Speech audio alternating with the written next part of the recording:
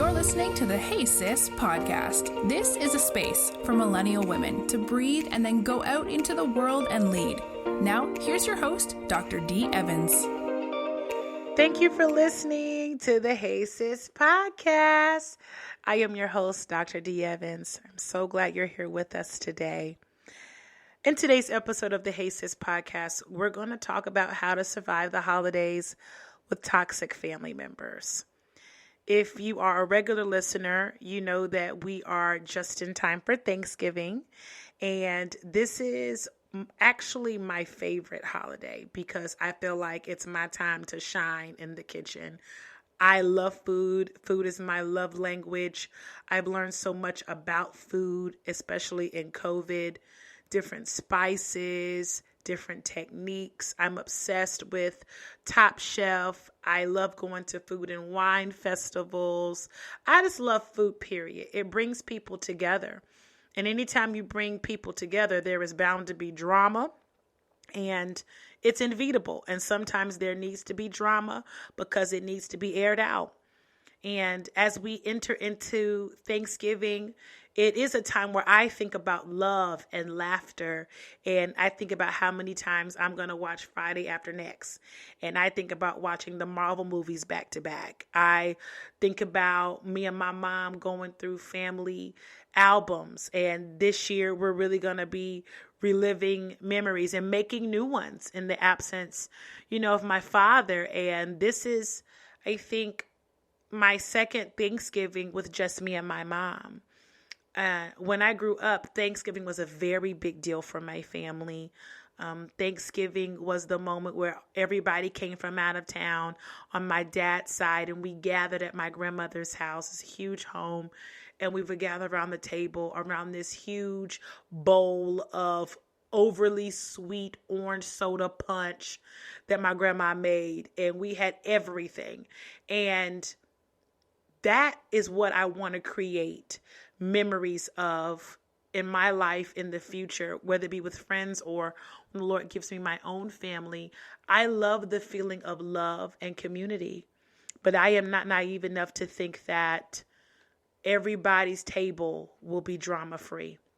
Especially as you get older, you realize people harbor some stuff in their heart. You've changed, they've changed, your toleration level has changed, their toxicity level has increased. It's a lot of things we need to discuss. So this is going to be a heavy episode, but I'm going to lighten it up a little bit. First, let's talk about Thanksgiving. White people, let's go ahead and get this out the way. Stop buying this box stuff for y'all Thanksgiving. I'm tired. I don't understand how you have boxed mashed potatoes. It's never going to make sense to me. It's never going to make sense. But white people Thanksgiving, y'all start at 10 a.m. and end at 1 p.m. sharp. And y'all have stuffing. Y'all have dressing. Y'all have stuffing and that canned gravy, that Heinz canned gravy. Ooh, I see y'all buy it in the store. Ooh, Jesus. Y'all have mashed potatoes. Who has mashed potatoes at Thanksgiving but white people? Like, I don't know any black family that's ever had mashed potatoes. We have rice, okay? Y'all have green bean casserole and them Pillsbury grand rolls, congealed salad, pumpkin pie. I made a nice blueberry crumble, The white people Thanksgiving is so nice and proper. It's like Ruth Chris. But black people Thanksgiving, it starts by the time we get up, and it never ends. It includes every off-brand soda you could ever think of. Black people's Thanksgiving incorporates smoked turkey, fried turkey, air-fried turkey, brined turkey, mesquite turkey, potato salad, chicken salad, shrimp salad, roast beef, chitlins, baked macaroni and cheese. Now white people, now look, a few years ago I saw this thing on Instagram where y'all put, what's them crumble thingies? Something, y'all put peas or something in the macaroni and cheese. Y'all got to stop this. That's not for Thanksgiving. Y'all can experiment with that in a lab. Listen, this Thanksgiving we gonna heal, but we gonna talk about stuff that's hurting the foundation, and that's changing the family recipes. White people, Go buy you some Stouffer's macaroni and cheese before you start putting peas and carrots and Brussels sprouts in macaroni. That's not how you cook it. Okay, you don't cook macaroni, or you don't make macaroni for Thanksgiving the way you make fettuccine Alfredo. Don't be drizzling no sauce on there and putting some breadcrumbs on it. Breadcrumbs. Oh, my Lord. Anyway, Black people Thanksgiving, it incorporates ham, honey baked ham, country ham, Oscar Mayer ham, ribs, all types of dressing, oyster dressing, chicken dressing, turkey dressing, all the greens, turnip greens, collard greens, mixed greens, cabbage and greens mix, black-eyed peas, pinto beans, kidney beans, broccoli rice casserole, yams, sweet potatoes, yam souffle, we have crab legs, spaghetti, all the rolls you could think of, all Patti LaBelle's pies, pecan pie, egg pie, chocolate pie, chess pie, chocolate cake, lemon cake, socket tummy cake, red velvet cake, sour cream cake, cream cheese cake. We have all of that. Punch bowl cake, that's one. We're going to have the cake the lady made down the street. All types of stuff. Black people Thanksgiving is an opportunity to participate in gluttony in ways that is unimaginable. You might see a hot dog at a Black people Thanksgiving. You don't know. Somebody could fire up the grill. Everything can happen. Anything's possible. Okay, you could see a Hot Pocket at Thanksgiving. Anything is possible. We don't just have regular rice and gravy. We have dirty rice, red beans and rice. In my family, somebody can go to Bojangles and just bring some fried chicken, even though we have some already. It's the time of possibilities. Okay, like jalapeno poppers. One time for Thanksgiving, we just had fettuccine Alfredo out of nowhere. Don't even know why we had it. Just had fettuccine Alfredo. That's the blackest thing I've ever seen in my life. And I do have Puerto Rican friends, and I went to a pre-Thanksgiving soiree, and what you have for Thanksgiving? Puerto Rican spaghetti. What? What? Puerto Rican? You gonna have turkey ham and Puerto Rican spaghetti? All right, look. I feel like Thanksgiving is the time where you put your best. You get to see people you haven't seen before. You get to kiki. You get to show off your famous dishes.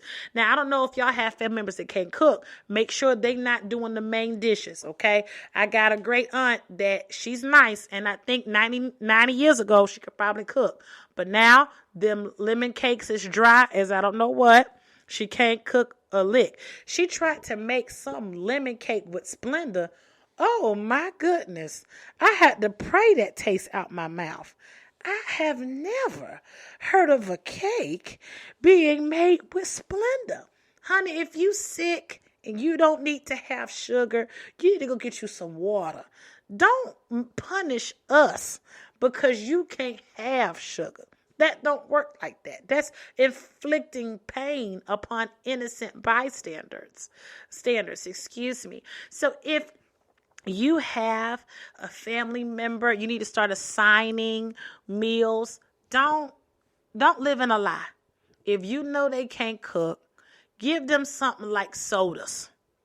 Let them bring the utensils, the napkins, the Dixie plates. Put them on cleanup duty. Okay, let them buy the store-bought potato salad, but then have somebody make the real one. You know how we do. Okay.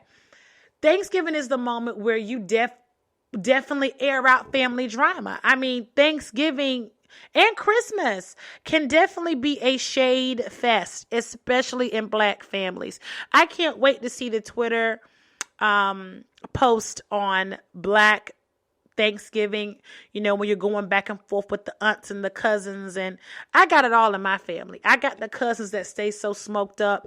And when they come back from outside, they going to wipe out that whole table because they had the munchies from weed, I have the cousins that are uppity. I have the cousins that don't bring nothing but be taking plates home. I got all of it. And it's comical because we're all so different, but we love each other. And family means something. But you gotta have boundaries for the toxic people. Like I said, holidays should be a time of joy and celebration, but you have to be prepared for toxicity to try to seep in and cause stress and anxiety and intention. And I'm not trying to say to you that you should not expect to have a joyous occasion with your family around a beautiful table. You got the wine and you got the champagne glasses. You got the chestnut roasting on an open fire. You got the sound of laughter. And listen, all of that is beautiful. Cultivate it. Pray for it. But the reality is all of our families have stuff. And maybe you have a narcissistic parent. Maybe you have an aunt who drops passive aggressive comments. Maybe you have an uncle that was a pedophile. Maybe your in-laws are something from a villain in a Marvel movie.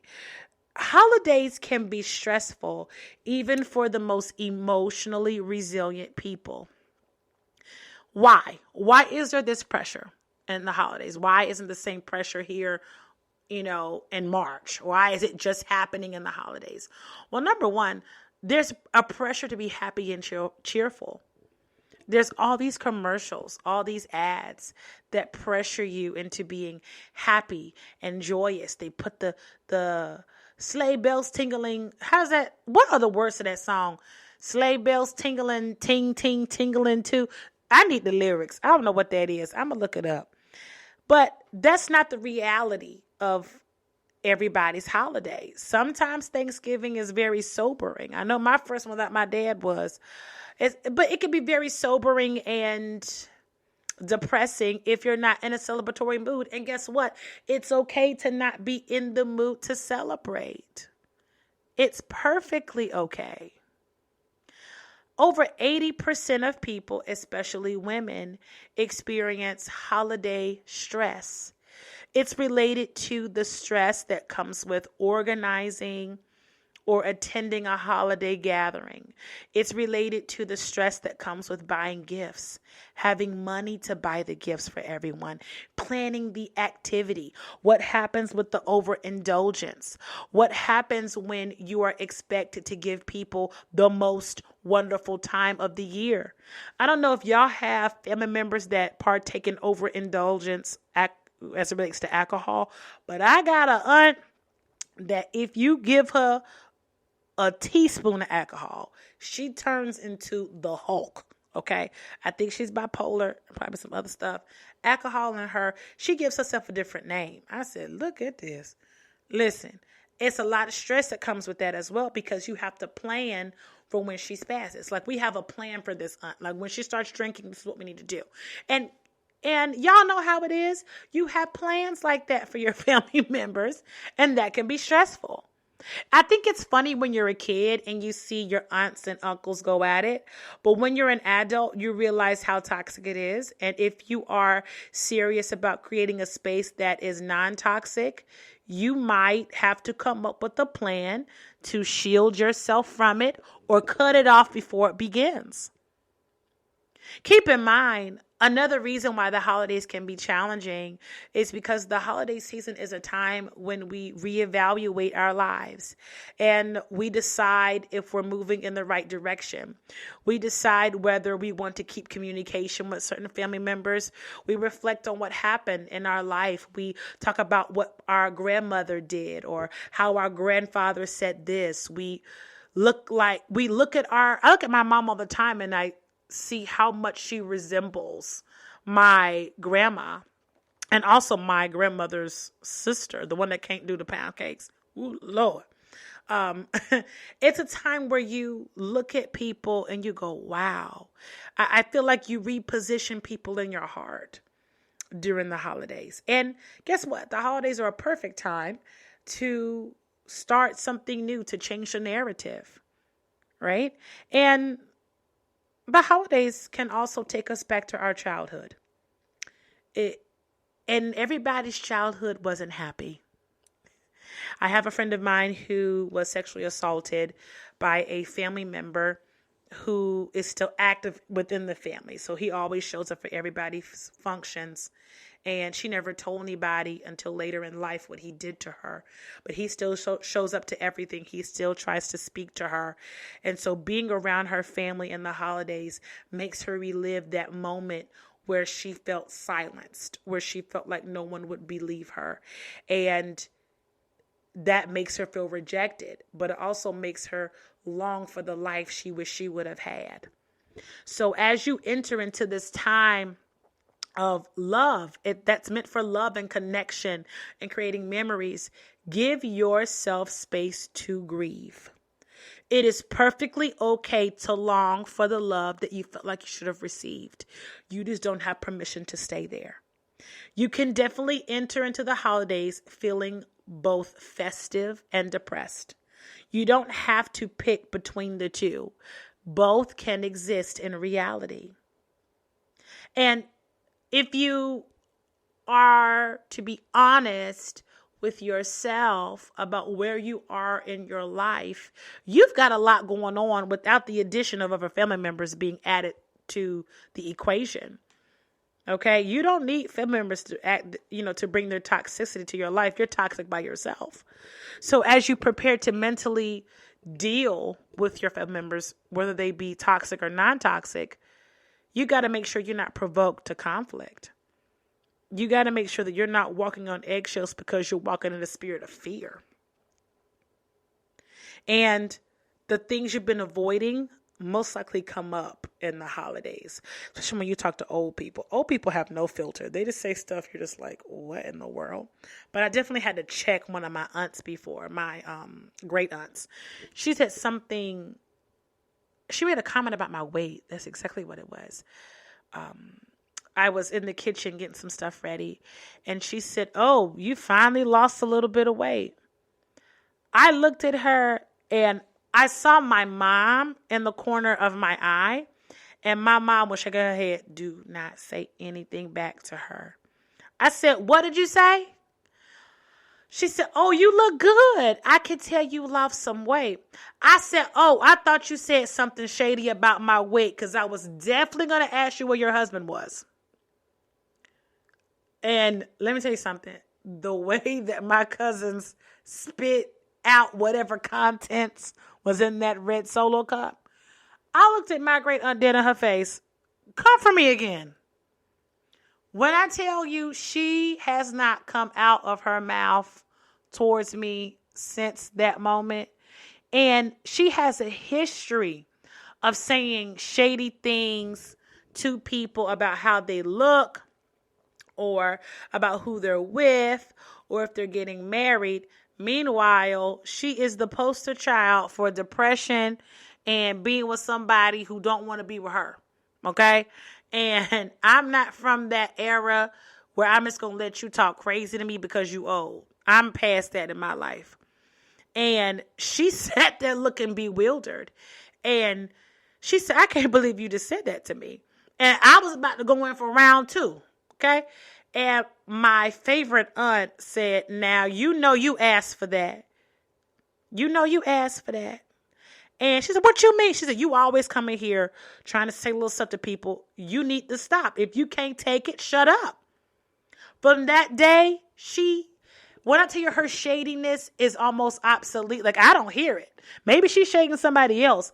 But I had to teach her in that moment, I am not your emotional punching bag.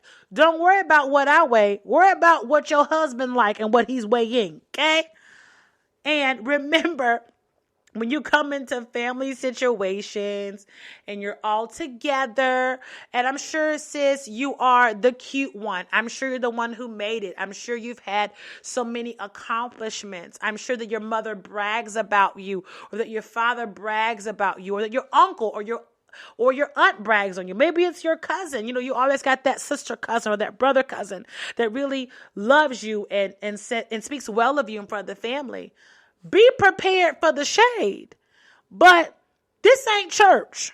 This family. So I'm not trying to respect Bishop so-and-so in this moment. If you come for me, Number one, I'm going to let you know that's not allowed. Number two, if you keep doing it, we won't have a relationship. I know we related, but that doesn't mean that you are excused or immune to having a boundary put on you. I'm just being 100. And I say that stipulation because for so long in African-American families specifically, we were silenced as women because it was this thought, it was this idea that was ingrained in us that we couldn't go against this male patriarchy or even the female reign of Jezebel over our families, where secrets were kept and manipulation was seen as love. No, now we are confronting the demons. We are confronting the toxic behaviors, and old people don't like it. Our parents don't like it, but some things just need to be said. And I want to encourage you, if you feel led to speak up, do it. If you feel led to be silent, then do that. But do not let your voice be silent just because you feel like, oh, they'll be leaving tomorrow or they'll only be here for, another week or two. No, Thanksgiving comes around every year and you don't want to be punked by no devil. I don't know about anybody else, but I do not like being punked by a spirit. I will confront it in a minute. And what I've seen in families, it's the secrets that tear you apart during the holidays. It's the secrets that will tear you completely apart. Finding out that your cousin is really your mama. Finding this out about your cousin and doing this and hearing somebody say that and hearing people's side comments and realizing what you discerned years ago is true now. There's something that happens as you grow older and you look at your family members. You realize why your parents are who they are. I think the way I forgave my family members and my mom or some of my aunts is because I realized the way they behave is because they were taught that way. And I'm not saying it's okay, like I'm going to be your punching bag, but I am saying I understand that you didn't have access to learn a different way. But just because you didn't have access does not mean I'm giving you permission to perpetuate a cycle that is toxic. So I want to give you some practical ways to set boundaries with your family members over the holidays that I believe will keep you in a place of clarity and a sound mind. I don't want you to have to get buck, but if you need to, do what you need to do. And I'm saying that because this is not the time to be silent. You are no one's emotional punching bag. You get to enjoy the holidays too. I'm not telling you to be a tyrant. I'm not telling you to be that. But if you need to confront some stuff, go get you that off-brand soda. Okay, get juiced up and go ahead and address what you need to address because life is short.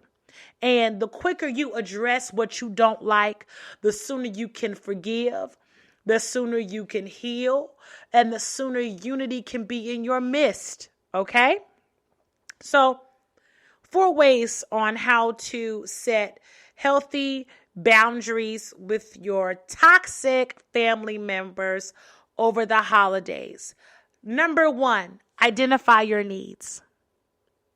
The holidays isn't all about sacrifice.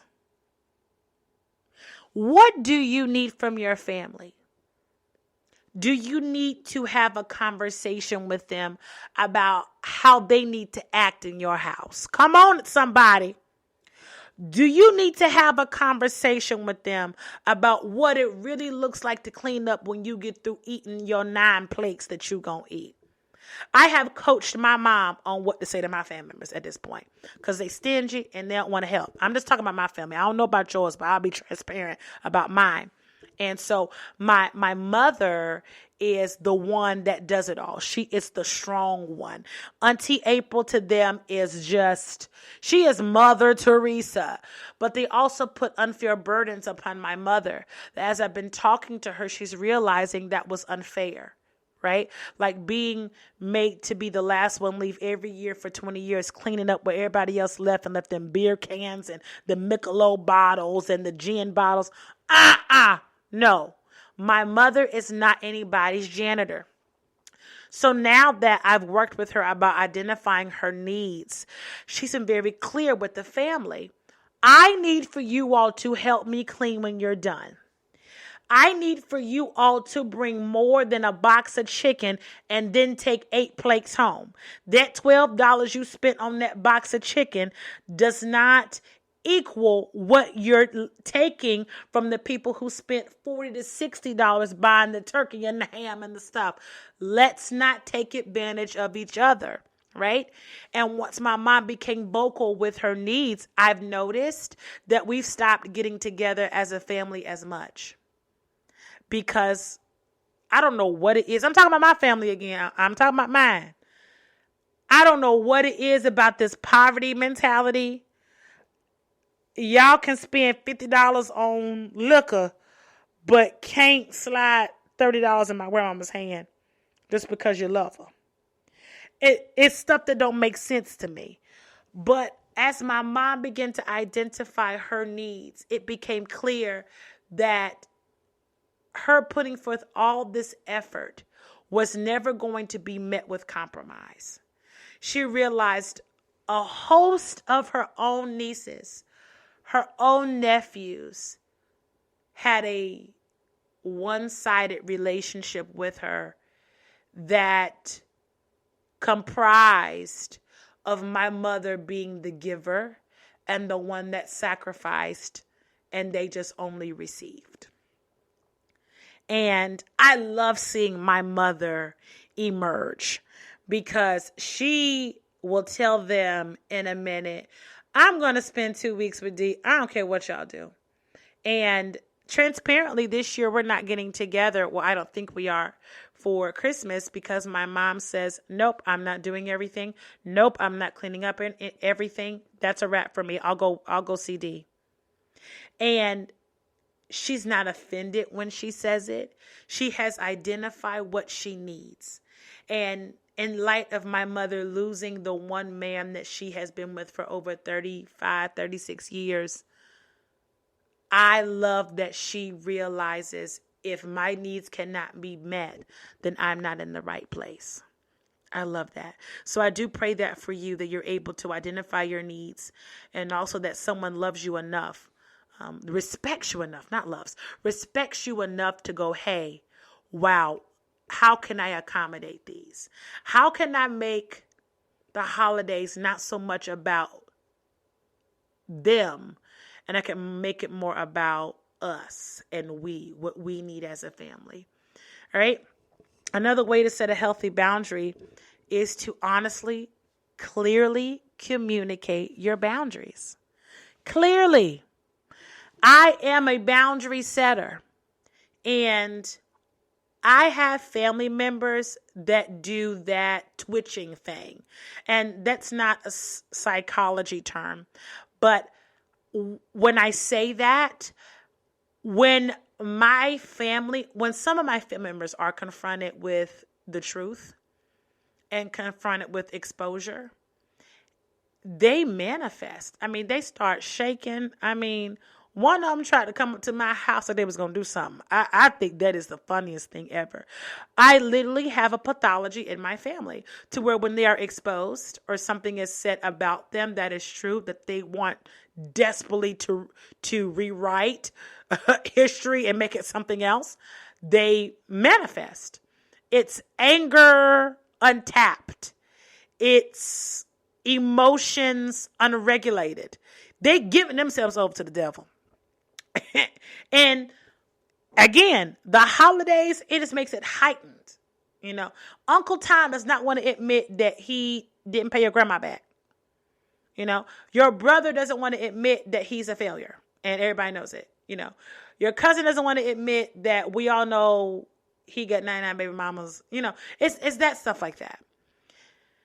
And this is the time where you learn to clearly communicate, hey, cousin, For the past 20 years, you've been showing up to the family dinner and you ain't had $1 to chip in. You don't bring no gifts when it's time for the Secret Santa. And so if you don't bring a gift this year, you will not be eating. Or it could be something like, hey, if you overindulge this year and you get drunk, we will be dropping you off at home. Clearly communicate your boundaries. I've clearly set my boundaries in a text message before because I already knew another conversation was going to be volatile, and my peace means more to me than being right. So I will clearly list, hey, I love you, but let me tell you what you're not about to do. And once I'm done and I'm released it, I'm good. If they respect you, they'll honor your boundaries. And maybe they have some they need to give you. Be open. But don't go into this holiday season secretly angry because you didn't say what needed to be said. Put it all out there on the table. Hey, cousin Diane, I love you. I do. I love when you come to visit. But this year, when you come stay in my house for these 3 days, do not go into my bedroom. Cousin Diane, I love having you here, but I feel like you're not respecting my privacy. Next time you come here, pick up after yourself. Matter of fact, Cousin Diane, if you come to see us, you're going to be in a hotel room. And make sure you drive your own car. Make sure you rent a car coming from the airport because we're not picking you up all the time. Be clear about your boundaries, okay? And the third thing I think you can do to help you set healthy boundaries with your family, your toxic family members, is that you can excuse yourself when needed. You can get up. You can leave. You can say no. You cannot respond. You can roll your eyes. You can smack your teeth. You can smile. No one has authority over your emotions. Come out of that spirit of fear. Respect is one thing. Restraint is also another thing. But control, oh, that's another animal. You have the right to preserve your sanity. You have the right to say, wow, that was uncomfortable. So let me move over here. And excusing yourself may keep you from getting a charge. Okay? Even if it causes some tension in the air, do what you need to do for you. Do not be afraid to get up from tables where you're being dishonored and disrespected. That's how you maintain having boundaries with toxic family members as we progress over the holidays. Now, look, I have one more here. I've already said you need to make sure you identify your needs. I said you need to clearly communicate your boundaries. I also mentioned that you need to excuse yourself when needed, excuse yourself if needed. Lastly, you need to prepare for pushback. You need to prepare to handle the toxicity. If you know your aunt flip out every year, why don't you just go ahead and prepare for it? If praying against it ain't worked from 40 years, plan for it. Prepare for your toxic family members to dislike the fact that you won't allow them to run your life. Prepare for it. I'm not saying you're welcoming it in. I'm not saying that you're adding to the drama. I am telling you that you need to have a strategy to maintain your peace.